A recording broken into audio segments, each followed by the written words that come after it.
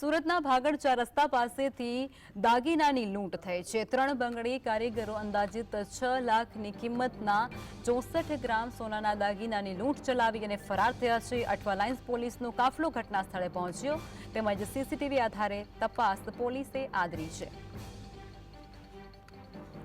વધુ વિગતો અમારા સંવાદદાતા શાહિસ આપી રહ્યા છે।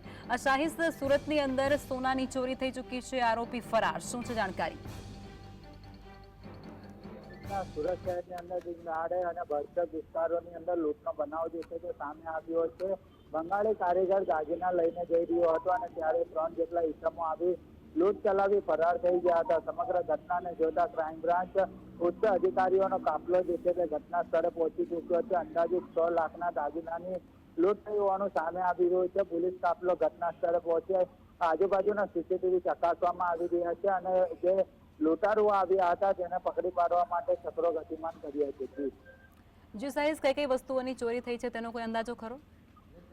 બિલકુલ, અત્યારે સૂત્રો પાસેથી માહિતી મળી રહી છે કે ફૂટપાથ પરથી બંગાળી કારીગર જઈ રહ્યો હતો અને ત્યાંથી કઈ 3 જેટલા લોકો આવ્યા હતા અને તેમની પાસેથી લૂંટ કરીને ફરાર થઈ ગયા હતા। હાલ તો આજુબાજુના દુકાનના સીસીટીવી ચકાસવામાં આવી રહ્યા છે અને સીસીટીવીના આધારે પોલીસે લૂંટારો સુધી પહોંચવા માટે ચક્રો ગતિમાન કર્યા છે। જે શાહિદ, ત્યાંના લોકો છે તેનું શું કહેવું છે? અધિકારીઓની પૂછપરછમાં એ કોઈ સામે આવી રહ્યું છે ખરું?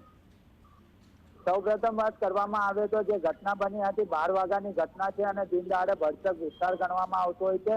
સૌપ્રથમ વખત પોલીસ આ સમગ્ર ઘટના અને વાત દબાવવાનો પ્રયાસ કરવામાં આવી રહી હતી, પરંતુ લૂંટના જે મેસેજ જે છે તે વાયુ વેગે ભરતા ગયા હતા અને ત્યારબાદ જે મીડિયાની અંદર સમાચાર થતાની સાથે અત્યારે ઉચ્ચ અધિકારીઓ ઘટના સ્થળે પહોંચ્યા છે અને સ્થાનિક પીઆઈનું કહેવું એમ છે કે લૂંટનો બનાવ બન્યો છે અને સીસીટીવી ચકાસવામાં આવી રહ્યા છે। પોલીસ તપાસ કરી રહી છે। જે સાહિસ, જોડાયાને જાણકારી આપી તે બદલ આભાર।